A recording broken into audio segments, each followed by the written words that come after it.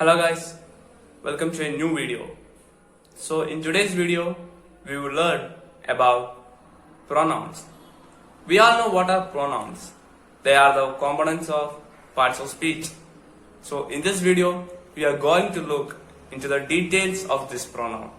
So let us move on to the video.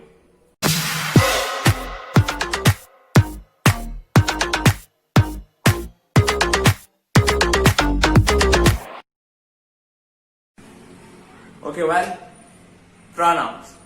So what are pronouns? They are the words or phrases used instead of noun in order to avoid the repetition of noun. They are the phrases used instead of noun to avoid the repetition of noun. To understand it clearly, let's cite a simple example. Sam is a good boy. Sam is studying in 9th standard. There are 5 members in Sam's family. Sam is from America. Try to read it. While reading this paragraph, it feels some irritation to repeat the same noun Sam, Sam, Sam, is it? Sam is a good boy. Sam is studying in 9th standard. There are 5 members in Sam's family. Sam is from America, is it? To avoid this irritation, we are using pronouns. Let's change the same paragraph by using pronouns. Sam is a good boy. He is studying in 9th standard. There are 5 members in his family. He is from America. See the difference of between these two paragraphs. If you feel some relief while reading the second paragraph, is it? We have to only tell the name Sam for only one time. So this is the need of pronoun or the advantage of pronoun. Okay. So while we are studying about pronouns, the first thing that we have to know is antecedents. So what are antecedents? Antecedents are the nouns or noun phrases that you mention at the beginning of a sentence or a paragraph or a story and later replace with a pronoun. Okay, when I said this definition, you got antecedent from our previous example, is it? Yes, Sam is the antecedent here because in the beginning of this paragraph we had used Sam for only one time, is it? And the remaining Sams or remaining nouns had been replaced by some other pronouns. So here Sam is the antecedent. So you may got what are antecedents. Antecedents are the nouns or noun phrases that we use at the beginning of a sentence or a paragraph and later replaces with a pronoun. Now let us look at the types of pronouns. So now let us look at the classification of pronoun. Pronouns are classified into several types. We are looking 10 kinds of pronouns in this video. That 10 pronouns I am listing here. Just go through it. Personal pronouns, interrogative pronoun, indefinite pronoun, relative pronoun, possessive pronoun, reflexive pronoun, intensive pronoun, demonstrative pronoun, reciprocal pronoun, and distributive pronoun. So these are the 10 kinds of pronouns. Now we have to look each of them in detail. So first pronoun, that is personal pronouns. I, you, they, we, he, she, it. These are personal pronouns. You are familiar with this, is it? So these are personal pronouns. Among these personal pronouns, we can again classify into 3 types. First person pronoun, second person pronoun, third person pronoun. First person pronoun, it refers to the person who is speaking. Okay. So example here it is I and we. These are first person pronouns. I is for singular and we is for plural. Then second person pronoun. It is the person who is hearing or who is the listener. It includes you. And third person pronoun. It refers to the person of whom we are talking about. Okay? It is he, she, it and they. These are third person pronouns. So personal pronouns are very simple. That is our common pronoun. That is I, you, they, we, he, she, it.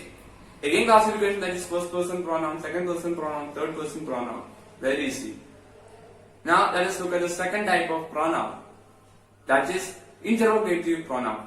What, which, who. These are interrogative pronouns. We all know these three are used to ask questions. These three present in a sentence both as subject and as object. Therefore, they can function as a noun. So they are called interrogative pronouns. The pronoun who has two case forms, that is whom and whose. These are the case forms of who. What and which have no case forms. Okay? So these are interrogative pronoun. Where is my book? Whose pen is this? Okay? So now let us look at the third pronoun. That is indefinite pronoun. So third type of pronoun. That is indefinite pronoun. We all know the pronouns he and she. It represents a particular person. Is it? So he and she are the pronouns which represent a particular person. There are some other pronouns which do not definitely represent a person. It represents a person in common. Okay. It do not specifically represent a person. It represents a person in common. So such pronouns which do not represent or definitely represent a person are known as indefinite pronouns. For example, some, someone, anyone, many, more, most, and so on. I have given a list here. These all are indefinite pronouns. Okay, this all can be used as indefinite pronouns. Now let us look at the fourth type of pronoun, that is relative pronoun. Among the indefinite pronoun which I had mentioned here, the pronouns many and most had become pronoun because they function as a noun. Okay, many and most are called pronouns in this case because they function as noun in this case. Else they function as adjectives. So now let us look at the fourth type of pronoun, that is relative pronoun. Who, which, that. These are called relative pronouns. Who, which, that. For an example, the boy who won the first prize. You can see this example. The boy who won the first prize. In this sentence, the phrase who won the first prize, that phrase represents the noun boy. Is it? That phrase represents the boy. So, such phrases which represent the nouns are called relative clause or adjective clause. The clauses which represent or refer a noun are called relative clause or adjective clause. Here, who is the pronoun? Who won the first prize in this sentence refers to the boy. Another, the book which I took from the library yesterday. Here, which I took from the library, the phrase represents to the book. Okay, so this phrase too called relative clause or adjective clause. Now, let us look the fifth pronoun, that is possessive pronoun. So, fifth type of pronoun, that is possessive pronouns. As the title suggests, it represents the possession or the ownership. Pronouns which represent the possession or ownership of something. Examples: mine, yours, ours, theirs, his, hers. These are possessive pronouns. Now you may doubt why my, our, his, her, their are not pronouns, because they are called possessive adjectives. They are not possessive pronouns because they can't stand alone in a sentence. My, our, their, his, her can't stand alone in a sentence.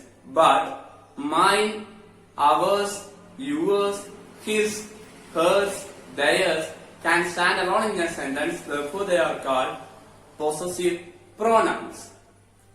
Now, let us look at the sixth type of pronoun, that is reflexive pronoun. The seventh pronoun is intensive pronoun or emphatic pronoun. It emphasizes, these types of pronouns emphasizes a noun. For example, Ria can do it by herself. Okay, Ria can do it by herself.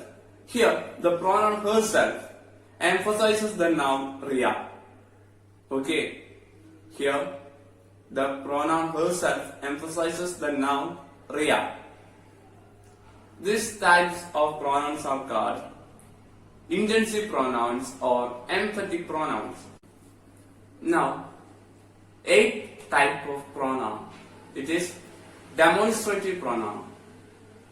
This, that, these, those. These are called demonstrative pronoun. It demonstrates something, is it? It is demonstrating something, or it is representing something. This is my book. That is my pen.